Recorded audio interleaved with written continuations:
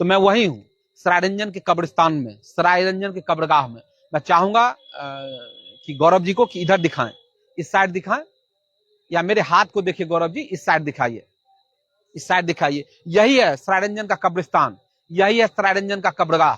आपको लगता होगा कि एक कब्रिस्तान की लंबाई चौड़ाई 6x4 की अमूमन होती है। 6x4 की अमूमन एक कब्र की लंबाई चौड़ाई होती है, और इसकी जो चौड़ाई है वो 25 मीटर है, और जो लंबाई है करीब 78 किलोमीटर है। ये बड़ा है। जो एक व्यक्ति का कब्रगाह होता है वो 6x4 फीट का होता है, लेकिन ये जो कब्रगाह है ये 25 मीटर चौड़ा और करीब 78 किलोमीटर लंबा है। ये बड़ा कब्रगाह है। इसकी वजह यह है कि सरायरंजन में आबादी भी बहुत है। तो माननीय मंत्री और उनके मातहत पदाधिकारियों ने और उनके पनडुब्बा गैंग ने यही सोचा कि एक बार ही सरायरंजन को पूरे कब्रिस्तान में बदल दें, पूरे सरायरंजन को कब्रगाह बना दें। और आपको जानकर आश्चर्य नहीं होगा, आज से मुझे लगता है कि जब माननीय मुख्यमंत्री नीतीश कुमार यहां आए थे, उनका ये बोर्ड लगा हुआ है, आप इसको देख पा रहे होंगे, ये माननीय मुख्यमंत्री नीतीश कुमार का बोर्ड है। वो जब आए थे उसके अगले दिन भी मैंने लाइव किया था, और ये 15/7/25 को ये आप देख सकते हैं। 15/7 आप हट जाइए, आप लोग हट जाइए। 15/7/25 आप ये देख पा रहे होंगे। 15/7/25 को ये मुख्यमंत्री यहां आए थे। उसके बाद ही मैंने यहां लाइव किया था, और मैंने कहा था, आप उस वीडियो को जाकर देख लीजिए, कि मैंने कहा था कि जिस तरह से नदी की उड़ाही की जा रही है, इसमें लोगों की मृत्यु होगी, लोग मरेंगे। और माननीय मंत्री सिर्फ पैसा करप्शन करने के लिए, भ्रष्टाचार के लिए एक जीती जागती नदी को नहर में तब्दील कर रहे हैं, और वही हुआ। 2 मृत्यु हुई है, 2 जाने गई हैं, और वो जाने गई हैं। एक बनघारा निवासी हैं जिनका नाम है कृष्ण कुमार। ये कृष्ण कुमार है, 18 से 20 साल उम्र का ये लड़का, जो बनघारा के रहने वाले हैं, कृष्ण कुमार। इनकी मृत्यु हो गई। इनके पिता का नाम स्वर्गीय दीनानाथ दास था। पिता का नाम दीनानाथ दास था, और बनघारा के रहने वाले थे। बनघारा हमारे विधानसभा में नहीं है, वो उजियारपुर विधानसभा में पड़ता है, दक्षिण सराय ब्लॉक में पड़ता है। तो वो उनकी मृत्यु हो गई। वो 3 दोस्तों के साथ यहाँ नहाने के लिए आए थे। मेरे पीछे आप देख सकते हैं कि वहीं पर वो जगह है जहां वो नहाने के लिए आए थे, और वो मर गए। 2 दोस्त किसी तरह जान बचा पाए, वो उसकी मृत्यु हो गई। आज से 5-7 दिन पहले एक और घटना हुई। वो रणविजय केवट 12 वर्ष का लड़का, उसके पिता का नाम रमेश केवट था, वो गढ़सिसई का रहने वाला था।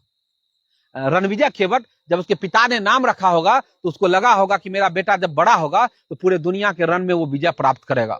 लेकिन वह, उसके पिता ने यह नहीं सोचा था कि हमारे क्षेत्र के एक विधायक होंगे, एक माननीय मंत्री होंगे, जिनके चक्रव्यूह में फंसकर और रणविजय की अकाल मृत्यु हो जाएगी। और मैं फिर कह देता हूं कि माननीय मंत्री के हिस्से में सिर्फ नदियों की हत्या का आरोप नहीं है। ये जो मृत्यु हो रही है, ये जो 18 और 20 साल का के बच्चे की मृत्यु हुई है, चाहे कृष्ण कुमार की मृत्यु हुई है, चाहे रणविजय की मृत्यु हुई है, इसकी हत्या का भी पाप माननीय मंत्री के सिर ही लगेगा।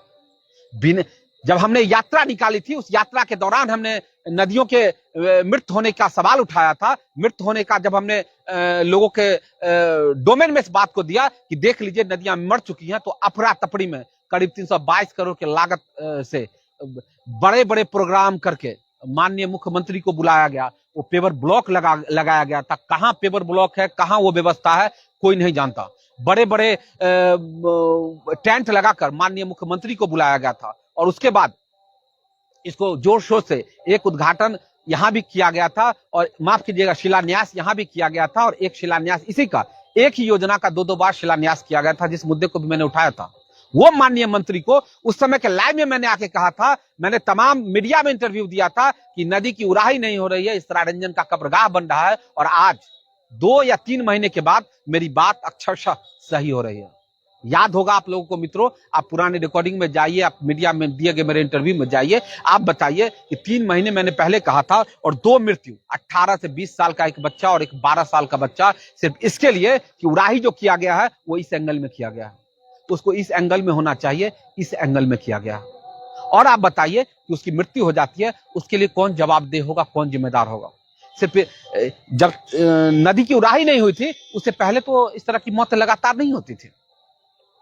और जो मृत्यु है उसको टाला नहीं जा सकता, यह संभावी है। लेकिन जो कारण है वो कारण अब संभावी नहीं है।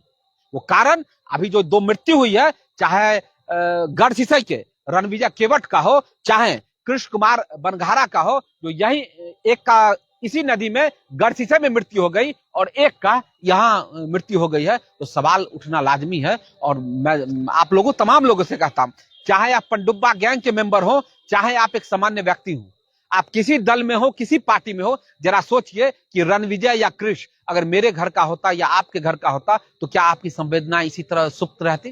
क्या आपकी संवेदना इसी तरह सोई रहती? जरा सोच के देखिए, 18 साल का वो कृष्ण कुमार या 12 साल का वो बच्चा, किस तरह से उसका पोस्टमार्टम हुआ होगा और उसके परिवार में उसके घर वालों की स्थिति क्या होगी। आप इस बात को सोच कर देखिए। और ये बात भी सोचिए कि अगर रणविजय या कृष की पैदाइश आपके घर की होती या आपका भाई होता, भतीजा होता, बेटा होता, तो आप पर क्या बीतता। और इसके बावजूद भी आपका खून नहीं खौल रहा है, तो समस्या है मेरे मित्र, इसमें बड़ी समस्या है। और मैं फिर आपको कहना चाहता हूं कि माननीय मंत्री ने सिर्फ चुनावी लाभ और पैसे कमाने की नीयत से उन्होंने पूरा 78 किलोमीटर लंबा और 25 मीटर चौड़ा एक कब्रगाह बना दिया। जिस समय रमेश केवट के बच्चे की, रणविजय केवट की मृत्यु हुई थी, वहां भी लोगों ने मुझे बुलाया था। और कल जब यहां पर कृष्ण कुमार की मृत्यु हुई थी तो भी लोगों ने बुलाया था। मैंने तमाम पदाधिकारियों से बात किया, लेकिन मैं नहीं आया था। मैं नहीं चाहता था कि लाश पर राजनीति हो या लोग इस तरह का आरोप लगाए कि भाई लाश पर राजनीति हो रहा है। मैं नहीं चाहता था। मैं उसके बाद आया हूं और आपसे मुखातिब हो रहा हूं और आपके माध्यम से माननीय मंत्री से मैं सवाल पूछना चाहता हूं, आखिर किस रिसर्च के हिसाब से, आखिर किस सर्वे के हिसाब से आपने इस तरह का काम करवाया? और ये जो मृत्यु हो रही है, इसकी जवाबदेही आप लेंगे या आपके मातहत जल संसाधन मंत्रालय के भ्रष्ट कर्मचारी लेंगे, या आपके ढिंढोरा पीटने वाले पनडुब्बा गैंग के लोग लेंगे? जवाबदेही तो तय करनी होगी। ऐसा तो नहीं है कि वो इस तरह से उड़ा ही नहीं हुआ था तब तो लोग की मृत्यु इस तरह से नहीं हो रही थी। अभी अब छठ आने वाला है, अब बताइए कि छठ में लोग कहाँ हाथ उठाने के लिए जाएंगे? उस समय जो हादसा होगा उसके लिए कौन जवाबदेह होगा, कौन जिम्मेदार होगा? इसके प्रिकॉशन के लिए आपने क्या किया है? बस यही किया है कि आप 85 डिग्री के एंगल में और 80 डिग्री के एंगल में आप नई मिट्टी को भर दीजिए कि कोई भी उसमें जाएगा, सरसरा के नीचे गिर जाएगा, उसको बाहर निकलने का कोई चांस नहीं है। मित्रों, ये जो नदी की उड़ाई हुई थी, मैं फिर आपके जेहन में इस बात को कुरेदना चाहता हूं। मैंने इस मुद्दे पर ऐसा नहीं कि अभी मैंने सवाल उठाया है, मैंने अपनी पहली पदयात्रा से लेकर अभी तक बारंबार उठाया है। इस संदर्भ में 2017 और 18 में विभिन्न अखबारों में मेरा आर्टिकल भी छपा था नदियों की हत्या के संदर्भ में। उस समय भी विभिन्न पत्रकारों के संपादकीय पेज पर मेरी रिपोर्ट छपी थी, जिसमें वरिष्ठ पत्रकार व्यालोक पाठक हमारे साथ साझा उस रिसर्च में थे।